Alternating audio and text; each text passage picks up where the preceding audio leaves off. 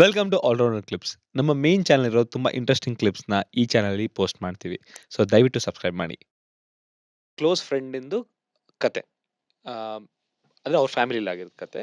Basically ಏನು ಅಂದ್ರೆ they tried a long ಅಂದ್ರೆ ತುಂಬಾ ಟ್ರೈ ಮಾಡಿದ್ರು ನ್ಯಾಚುರಲ್ ಪ್ರೆಗ್ನೆನ್ಸಿಗೆ ಆಗ್ಲಿಲ್ಲ. ತುಂಬಾ ಟ್ರೈ ಮಾಡಿದ್ರು. ಐವಿಎಫ್‌ಗೆ ಹೋದ್ರು, ಮಗು ಆಯ್ತು. ಆಮೇಲೆ 2ನೇ ಮಗು ಬೇಕು ಅಂತ ಆಯ್ತು. 2ನೇ ಮಗುನು ಐವಿಎಫ್ ಆಯ್ತು.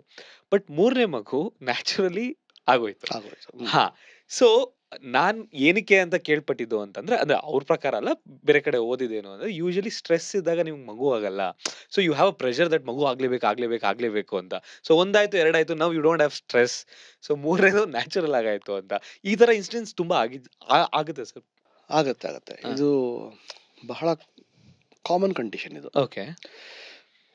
2-3 ಕಾರಣ ಇರುತ್ತೆ ಇದಕ್ಕೆ. ಹ್ಮ್. ನೀವು ಹೇಳಿದ್ರಿ ಸ್ಟ್ರೆಸ್, ಅದ್ರ ಬಗ್ಗೆ ಫಸ್ಟ್ ಮಾತಾಡ್ಬಿಡೋಣ. ಹ್ಮ್. ಸ್ಟ್ರೆಸ್ಸಿನಿಂದ ಸ್ಪರ್ಮ್ ಡಿಎನ್ಎ ಅಂತ ಹೇಳ್ತೀವಿ. ಹ್ಮ್. ಅದ್ರ ಮೇಲೆ ಅದು ತುಂಬಾನೇ ಎಫೆಕ್ಟ್ ಆಗುತ್ತೆ. ಓಕೆ. ಸ್ಪರ್ಮ್ ಡಿಎನ್ಎ ಹೆಲ್ದಿ ಆಗಿದ್ರೆ, ಎಗ್ ಅದರೊಟ್ಟಿಗೆ ಕರೆಸ್ಪಾಂಡಿಂಗ್ಲಿ ಅದು ಹೆಲ್ದಿ ಆಗಿದ್ರೆ, ಎಂಬ್ರಿಯೋ ಫಾರ್ಮೇಷನ್ ಚಾನ್ಸಸ್ ಚೆನ್ನಾಗಿರುತ್ತೆ. ಹ್ಮ್. ಆ್ಯಂಡ್ ಅದು ಪ್ರೆಗ್ನೆನ್ಸಿ ಆಗೋ ಚಾನ್ಸಸ್ ಜಾಸ್ತಿ ಇರುತ್ತೆ. ಹ್ಮ್. ಒಂದು, ಸ್ಟ್ರೆಸ್ ಜಾಸ್ತಿ ಆದಾಗ ಸ್ಪರ್ಮ್ ಡಿಎನ್ಎ ಡ್ಯಾಮೇಜ್ ಜಾಸ್ತಿ ಆಗಿ ಆ ಡ್ಯಾಮೇಜ್ಡ್ ಡಿಎನ್ಎನ ಎಗ್ ರಿಪೇರ್ ಮಾಡೋಕ್ಕಾಗದೇ ಇರ್ಬೋದು, ಅಥವಾ ಪಾರ್ಷಿಯಲ್ ರಿಪೇರ್ ಆಗಿಬಿಟ್ಟು ಅದು ಬಯೋಕೆಮಿಕಲ್ ಪ್ರೆಗ್ನೆನ್ಸಿ ಅಥವಾ ಅರ್ಲಿ ಮಿಸ್ಕ್ಯಾರೇಜ್ ಅಂತ ಆಗಿ ಪ್ರೆಗ್ನೆನ್ಸಿ ಬರದೇನೆ ಇದ್ದರೂ ಬಂದರೆ ಬೈ ಚಾನ್ಸ್ ಮಿಸ್ಕ್ಯಾರೇಜ್ ಥರ ಆಗಿ ಹೋಗ್ಬೋದು. ಹ್ಮ್. ಐ ವಿ ಎಫ್ ಮಾಡುವಾಗ ಹಾರ್ಮೋನ್ ಸ್ಟೆಬಿಲಿಟಿ ಮಾಡೋದಕ್ಕೋಸ್ಕರ ಎಷ್ಟೊಂದು ಸತಿ ಮೆಡಿಸಿನ್ಸು ಅದೆಲ್ಲ ಕೊಟ್ಟು, ಆ್ಯಂಟಿ ಆಕ್ಸಿಡೆಂಟ್ಸ್ ಕೊಟ್ಟು ಮೆಡಿಸಿನ್ಸ್ ಬಾಡಿನ ಸ್ಟೆಬಿಲೈಸ್ ಮಾಡೋಕ್ಕೆ ಟ್ರೈ ಮಾಡ್ತಾರೆ. ಅದೆಲ್ಲನೂ ಹೆಲ್ಪ್ ಆಗಿ ಒಳ್ಳೆ ಕ್ವಾಲಿಟಿ ಸ್ಪರ್ಮ್ ಸಿಕ್ಕಿ ಒಳ್ಳೆ ಕ್ವಾಲಿಟಿ ಎಗ್ ಇದ್ದುಕೊಂಡು ಅವ್ರು 2 ಸತಿ ಐ ವಿ ಎಫ್ ಮಾಡಿದ್ರೆ 2 ಸತಿ ಸಕ್ಸಸ್ ಆಗಿದೆ ನಿಮ್ಮ ಫ್ರೆಂಡ್ಸ್ಗೆ. ಹ್ಮ್. ಸ್ಟ್ರೆಸ್ ಕಡಿಮೆ ಆದಾಗ 3ನೇ ಎಪಿಸೋಡಲ್ಲಿ he probably has a good quality sperm D N A. Hmm.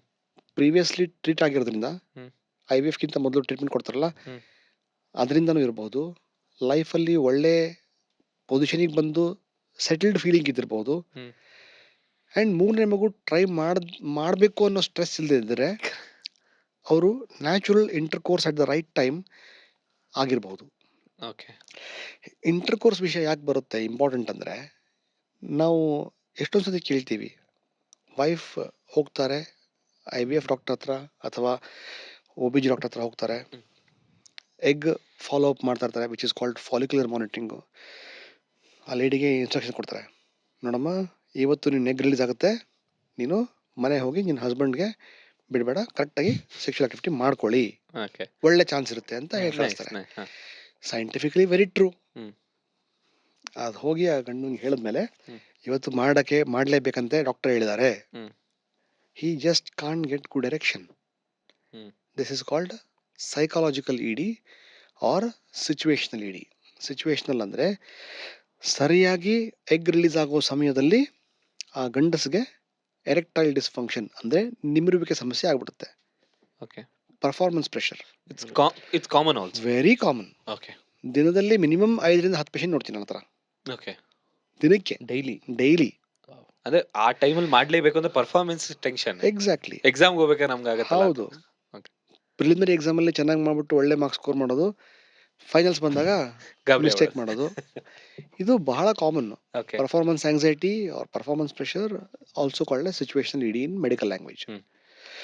So ಹೀಗೆಲ್ಲ ಆಗೋದ್ರಿಂದ ಅವ್ರುಗಳಿಗೆ ಅಂತ ಪ್ರಾಪರ್ ಟೈಮಲ್ಲಿ ಅವರು ಟ್ರೈ ಮಾಡಬೇಕು ಅಂತ ಎಫರ್ಟ್ ಹಾಕಿದ್ರು ಸಹ ಅವತ್ತು ಅವ್ರಿಗೆ ಸರಿಯಾಗಿ ಮಾಡೋಕ್ಕಾಗದಿಲ್ದಿರ್ಬೋದು.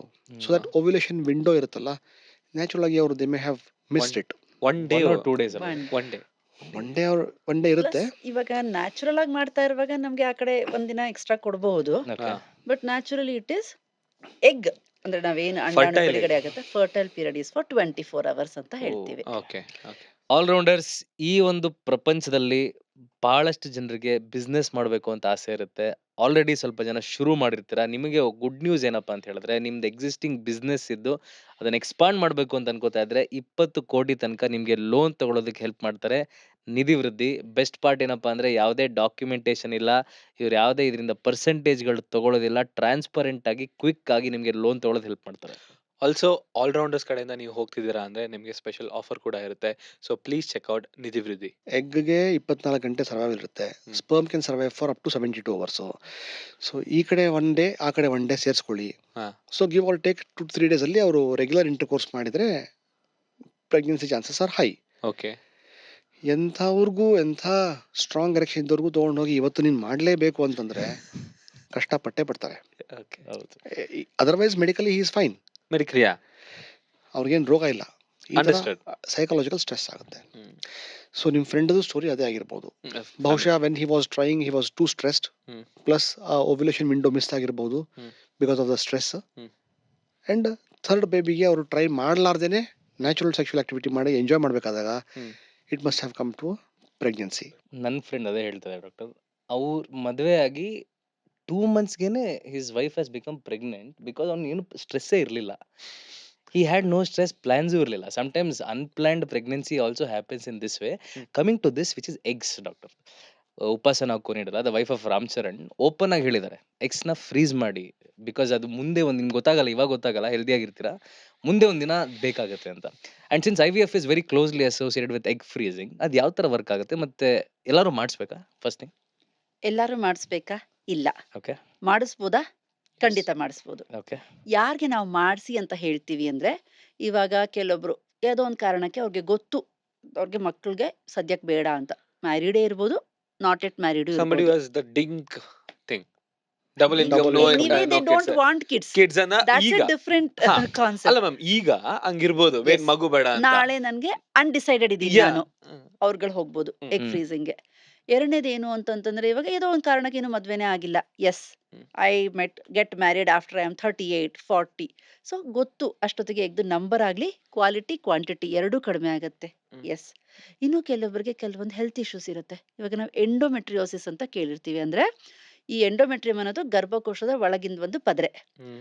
ಅದು ಹೊರಗಡೆ ಬಂತು, ಆ ಎಂಡೋಮೆಟ್ರಿಯಲ್ ಸೆಲ್ಸ್ ಹೊರಗಡೆ ಬಂತು ಅಂತಂದ್ರೆ ನೀರಿನ ಗುಳ್ಳೆ ತರ ರಕ್ತದ ಗುಳ್ಳೆಗಳು ಫಾರ್ಮ್ ಆಗ್ತಾ ಹೋಗುತ್ತೆ. Okay. ಸೊ ಅದರಿಂದ ಎಗ್ದು ನಂಬರ್ ಆಗ್ಲಿ, ಕ್ವಾಲಿಟಿ ಆಗ್ಲಿ, ಅಥವಾ ಫ್ಯಾಲೋಪಿಯನ್ ಟ್ಯೂಬ್ಸ್ ಹ್ಮ್. ಇದು ಕ್ವಾಲಿಟಿ ಎಫೆಕ್ಟ್ ಆಗ್ತಾ ಹೋಗುತ್ತೆ. ಸೊ ನಾರ್ಮಲ್ ಪ್ರೆಗ್ನೆನ್ಸಿಗೆ ಎಫೆಕ್ಟ್ ಆಗ್ಬೋದು ಅವ್ರಿಗೆ. ಹ್ಮ್. ಸೊ ಅವ್ರುಗಳು ಇದನ್ನ ಖಂಡಿತ ಎಗ್ಸ್ನ ಫ್ರೀಸ್ ಮಾಡ್ಕೋಬಹುದು. ಸೊ ಎಲ್ಲರೂ ಮಾಡೋದು ನೆಸೆಸಿಟಿ ಇಲ್ಲ. ಎಲ್ಲರೂ ಮಾಡೋದು ನೆಸೆಸರಿ ಇಲ್ಲ. Cancer Okay. ಟ್ರೀಟ್ಮೆಂಟ್ ಹೋಗ್ತಾ ಇರ್ತಾರೆ. ಹ್ಮ್. ನಮಗೆ ಗೊತ್ತು ಕ್ಯಾನ್ಸರ್ Chemo. ಟ್ರೀಟ್ಮೆಂಟ್ ಇಂದ ಕೀಮೋಥೆರಪಿ ಆರ್ ಸಮ್ಟೈಮ್ಸ್ ಅಬ್ಡಾಮಿನಲ್ ಏರಿಯಾಗೆ ರೇಡಿಯೋಥೆರಪಿ ಕೊಟ್ರೇನು, ಹ್ಮ್. ಅದಾದ್ಮೇಲೆ ಎಗ್ ನಂಬರ್ ಕಡಿಮೆ ಆಗತ್ತೆ ಅಂತ ಗೊತ್ತು. ಸೊ ಹಂಗೆ, ಅಥವಾ ಚಿಕ್ಕ ವಯಸ್ಸಲ್ಲಿ ಹೋಗ್ತಾ ಇರ್ತಾರೆ. So Okay. ಅವ್ರುಗಳಿಗೆ ನಾವು ಎಗ್ ಫ್ರೀಸ್ ಮಾಡಿ ಅಂತ ಹೇಳ್ತೀವಿ. Okay. ಅದರ್ವೈಸ್ ಎಲ್ಲರಿಗೂ ಎಗ್ ಫ್ರೀಸ್ ಮಾಡೋದು ಅಥವಾ ಎಗ್ ನಂಬರ್ ತುಂಬಾ ಕಡಿಮೆ ಇರುತ್ತೆ. ಇವಾಗ ಕ್ರೋಮೋಸೋಮಲ್ ಡಿಸೀಸಸ್ ಇರುತ್ತೆ ಕೆಲವೊಂದು. Correct. ಏಜ್ ಆಗ್ತಾ ಆಗ್ತಾ ಆಗ್ತಾ ಎಗ್ ನಂಬರ್ ಕಡಿಮೆ ಆಗುತ್ತೆ. ಹ್ಮ್. ಸೊ ಅವ್ರುಗಳಿಗೆ ನಾವು ಎಗ್ನ ಫ್ರೀಸ್ ಮಾಡಿ ಅಂತ ಖಂಡಿತ ಮೆಡಿಕಲ್ ಸಜೆಷನ್ ಕೊಡ್ತೀವಿ.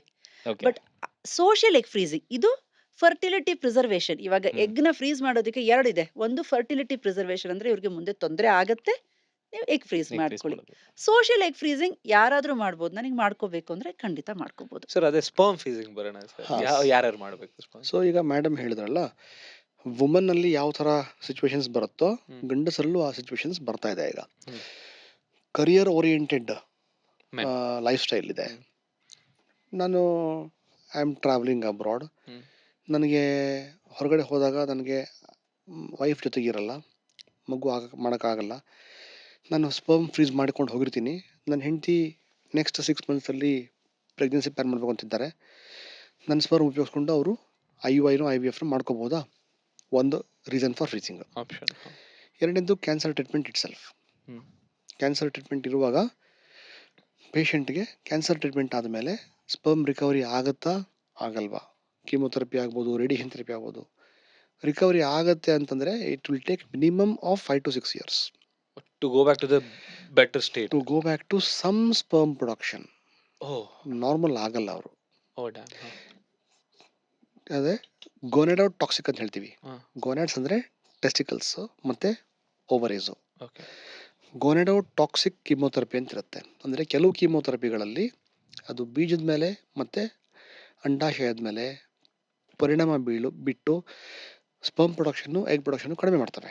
ಹ್ಮ್. ಅಂಥ ಕೀಮೋಥೆರಪಿ ಇದ್ದರೆ ಖಂಡಿತ ಅವರು ಮೊದಲೇ ಫ್ರೀಸ್ ಮಾಡಿಕೊಂಡ್ರೆ ಒಳ್ಳೆಯದು. Okay. ಕೆಲವು ಸಿಚುವೇಶನ್ಸಲ್ಲಿ ಕ್ರೋಮೋಸೋಮ್ ಕ್ಯಾರಟೈಪಿಂಗ್ ಅಂತ ಮಾಡ್ತೀವಲ್ಲ, ಈಗ ಮಗು ಸರಿಯಾಗಿ ಬೆಳೀತಾ ಇಲ್ಲ, ಕ್ಲೈನ್ ಫಿಲ್ಟರ್ ಅಂತ ಹೇಳಿದ್ವಿ. ಹ್ಮ್. ಕ್ಲೈನ್ ಫಿಲ್ಟರ್ ಇರುವಂತಹ ಮಕ್ಕಳಲ್ಲಿ 25 ವರ್ಷದಕ್ಕಿಂತ ಮೊದಲೇನೆ ಸ್ಪರ್ಮ್ ರಿಟ್ರೀವಲ್ ಮಾಡಿದ್ರೆ ಸ್ಪರ್ಮ್ ಸಿಗೋ ಚಾನ್ಸಸ್ಸು ಜಾಸ್ತಿ. ವೆರಸ್ ಆಫ್ಟರ್ 35 ಮಾಡಕ್ಕೆ ಹೋದರೆ ಸ್ಪರ್ಮ್ ಸಿಗೋ chances close to zero. Oh so ಅವರು ಇವಾಗ ಮದುವೆ ಆಗಿಲ್ಲ, ನಾರ್ಮಲ್ ಲೈಫ್ ಬೇಕು.